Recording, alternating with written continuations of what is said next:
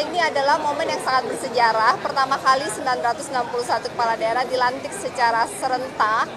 Dan saya sangat terharu dan bangga bisa menjadi bagian dari momen bersejarah ini.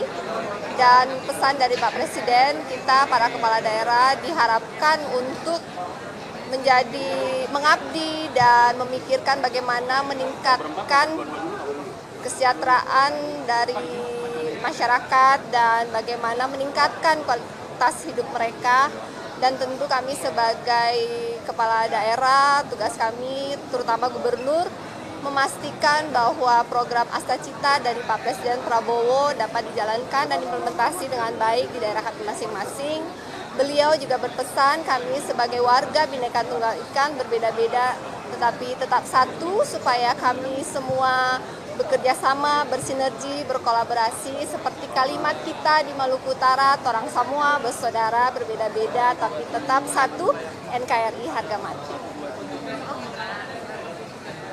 Istirahat yang cukup karena beberapa hari ini acaranya sangat padat. Di Magelang nanti pun mulai dari tanggal 22 acara akan dimulai dari jam 6 pagi sampai malam. Ada olahraga, ada pembekalan dari berbagai menteri dengan kapasitasnya masing-masing.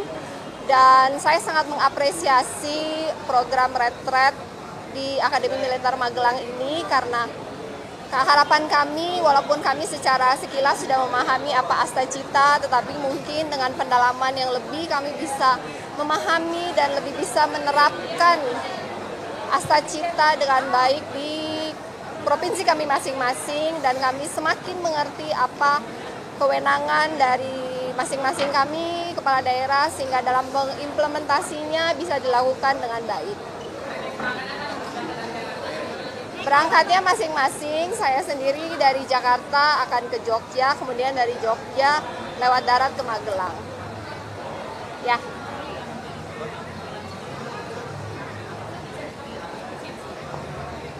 Tiga prioritas program unggulan saya dan Pak Sarbin, yaitu peningkatan kualitas dan harga yang terjangkau untuk pendidikan dan kesehatan. Selain itu juga infrastruktur akan diprioritaskan untuk infrastruktur yang bisa meningkatkan kesejahteraan masyarakat. Terima kasih. Kawan-kawan, terima kasih. Saya dan Mas Emil bersama para kepala daerah dan wakil kepala daerah baru saja dilantik oleh Pak Presiden Prabowo. Kami mohon doa kepada seluruh masyarakat Jawa Timur dan warga bangsa. Mudah-mudahan seluruh kepala daerah dan wakada yang baru saja dilantik ini bisa menjalankan tugas amanah sebaik-baiknya, memaksimalkan kinerjanya untuk bisa memberikan kemakmuran dan pemerataan kesejahteraan yang lebih baik lagi. Sementara kami sebetulnya hari ini akan langsung tancap gas rakor bersama Sekda, seluruh kepala OPD dan BUMD. Karena saya kan harus segera ke Magelang.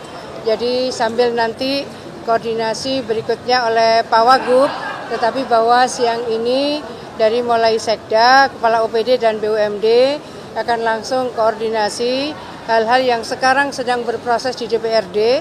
Tadi malam kami juga sudah melakukan pertemuan dengan Ketua DPRD Provinsi Jawa Timur. Yang sedang berproses adalah apa yang sudah diputuskan dalam Perda APBD, ini ada revisi karena ada efisiensi. Tentu ada beberapa hal yang tidak boleh terganggu dari proses efisiensi itu. Antara lain adalah layanan publik dan bansos tidak boleh terpengaruh, terdampak dari efisiensi itu. Kebetulan ini juga menjelang Ramadan. Biasanya ada fluktuasi harga sembako menjelang Ramadan, itu harus dikendalikan supaya daya beli masyarakat tetap terjangkau. Dan biasanya setiap lebaran kita menyiapkan mudik gratis baik darat maupun laut. Itu juga tetap harus bisa disiapkan. Oleh karena itu Pak Sekda ini akan segera melaporkan pada rakor setelah ini kawan-kawan. Ya, makasih. Dari Jakarta. Kami rapat di Jakarta dan kami berangkat dari Jakarta darat. Mobil. Ya. Makasih kawan-kawan. Kita ikut aja karena materi secara detail kami belum terima. tapi bahwa kami siap untuk membangun sinergitas dan kolaborasi baik antar provinsi, kabupaten, kota se-Indonesia maupun kebijakan-kebijakan makro secara nasional dan kemungkinan mitigasi dinamika global. Saya mengucapkan terima kasih seluruh rangkaian tugas politik saya mengikuti pemilihan kepala daerah di Provinsi Jawa Barat. Hari ini berakhir dengan pelantikan. Untuk itu pelantikan ini adalah momentum kita untuk meluruskan kerangka pemahaman yang disebut dengan efisiensi. Karena selama ini efisiensi dipahami sebagai motong anggaran. Tetapi di Jawa Barat itu efisiensi bukan motong anggaran. Efisiensi itu mengalihkan belanja yang tidak penting menjadi belanja penting. Belanja pesta menjadi belanja yang bermanfaat, belanja hura-hura menjadi belanja yang menjadi kebutuhan masyarakat. Saya misalnya dalam waktu 1 bulan sudah melakukan pengelolaan keuangan dengan realokasi dengan tim transisi yang dibentuk oleh Pemprov Jabar. Saya sendiri tidak membentuk tim transisi. Dan tim transisi Pemprov Jabar terdiri dari 11 orang, diketahui oleh orang bernama Deddy Mulyadi, dan rata-rata pejabat eselon 3, bukan eselon 2. Dari penghitungan pembiayaan anggaran, kami mendapatkan mata anggaran yang dirubah dari belanja tidak penting menjadi belanja penting itu, dari belanja hura-hura menjadi belanja yang bermanfaat, itu per tadi malam itu bisa mencapai 5,5 triliun. Dan kita berharap bisa mencapai angka 6 triliun dalam waktu 2 hari ke depan sambil mengikuti kegiatan retreat di Magelang. Dari anggaran tersebut, kami akan merubahnya menjadi apa? 1. Belanja ruang kelas baru sekolah SMA di Jawa Barat dari angka 60 miliar kami rubah menjadi 1,2 triliun. Yaitu membangun 3.333 ruang kelas baru, membangun sekolah baru. Kemudian juga kita ingin juga membebaskan tanah-tanah untuk pembangunan sekolah di Jawa Barat dalam 2 tahun ke depan. Karena kebutuhan masyarakat Jawa Barat untuk sekolah, ruang kelasnya disiapkan oleh pemerintah provinsi 4,2 triliun. Dan itu akan kami capai dalam waktu 2 tahun, 2026 dan 2027. Yang kedua, merubah belanja infrastruktur jalan dari 600 miliar dirubah menjadi 2,4 triliun. Karena tidak mungkin investasi berkembang kalau infrastrukturnya tidak memadai. Kemudian juga kami merubah belanja listrik untuk warga miskin, yaitu membuat satuan sambungan untuk warga miskin karena Jawa Barat hampir 200.000 rakyatnya tidak punya listrik. Anggarannya dari 20 miliar kami rubah menjadi 350 miliar. Kemudian kami ingin menyelesaikan kemiskinan dengan merenovasi rumah warga miskin dengan angka 40 sampai 50 juta per unit rumah. Maka angka belanjanya dari 20 miliar berubah menjadi insyaallah mencapai 120 miliar. Kemudian juga kami membangun nanti rumah sakit baru, membangun puskesmas baru, membangun puskesmas pembantu yang baru, menyiapkan mobil-mobil ambulan. Kita ingin belanja sekitar 200 unit untuk daerah terpencil sehingga mereka bisa melayani warga terpencil dan menyiapkan dokternya serta kelengkapan di mobil tersebut.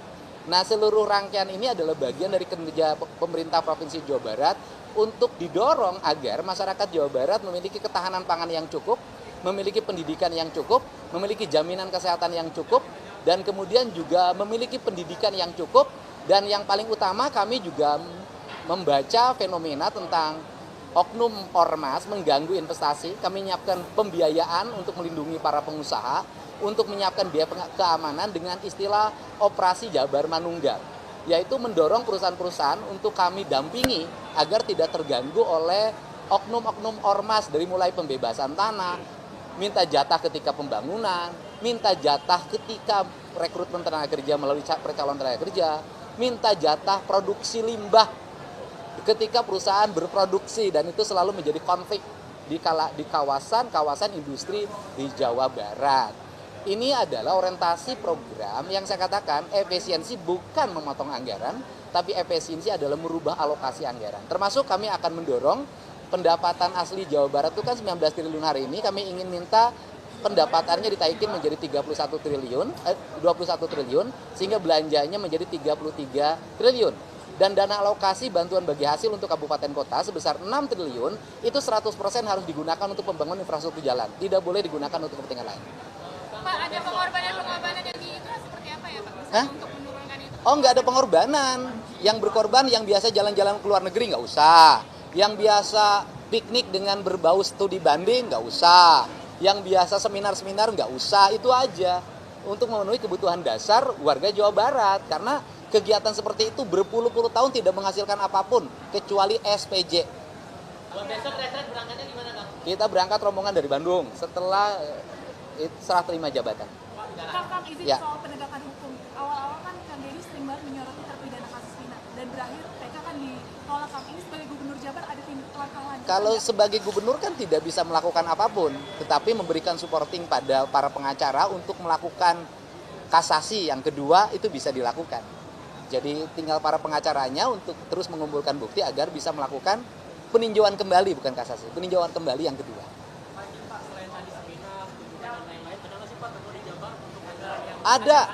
Ada misalnya gini, bantuan untuk membangun ruang kelas baru 60 miliar, tapi beli alat komunikasi, telekomunikasi sekolah 730 miliar. Itu kan aneh gitu. Kelasnya belum ada, perangkat digitalnya disiapin gitu loh. Aplikasi-aplikasi kita mulai hapuskan kalau itu memang tidak bermanfaat bagi kepentingan publik. Itu yang dilakukan oleh kita. Saya baju dinasnya dihapus. Anggaran baju dinas Gubernur Jawa Barat 150 juta lebih itu dinolkan. Anggaran kunjungan luar negerinya 1,5 miliar dinolkan. Anggaran perjalanan dinasnya 1,8 sekian miliar, disisain hanya 700. Jadi hampir hilang hampir 40%. Apa nggak ada pengadaan kayak mobil dinas gitu? Oh, saya nggak ada. Saya hari ini mobil dinasnya tidak ada. Jadi pakai mobil pribadi aja. Karena mobil dinas gubernur lama juga banyak banget. Ya. Bang, buat retret besok udah ada atribut-atribut khusus nggak? Oh, sudah disiapin, sudah di packing. Apa aja, kaos, training, topi, sepatu, baju Satpol PP. Oh, lengkap. Siap.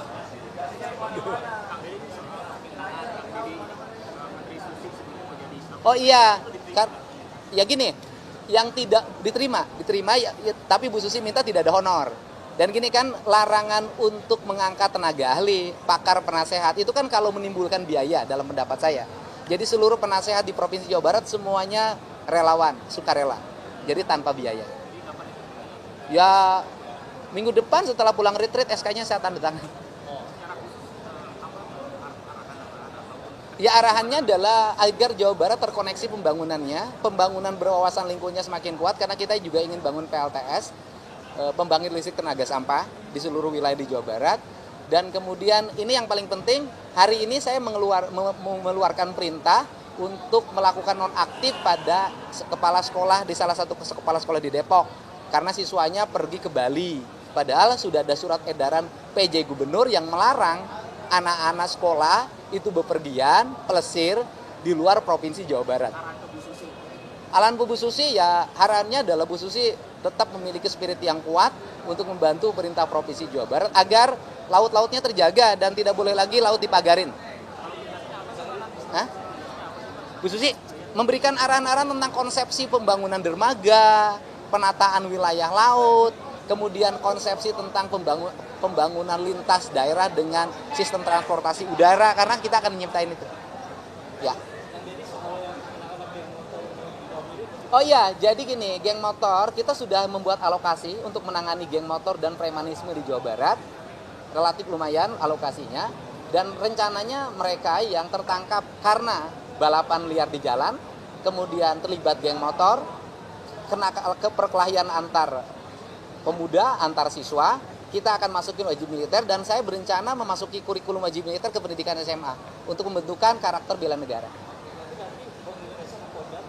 Saya akan kerjasama dengan Kodam dan Polda Jabar. Kodam 3 Siliwangi, yang lambangnya harimau. Mau? Terima kasih ya.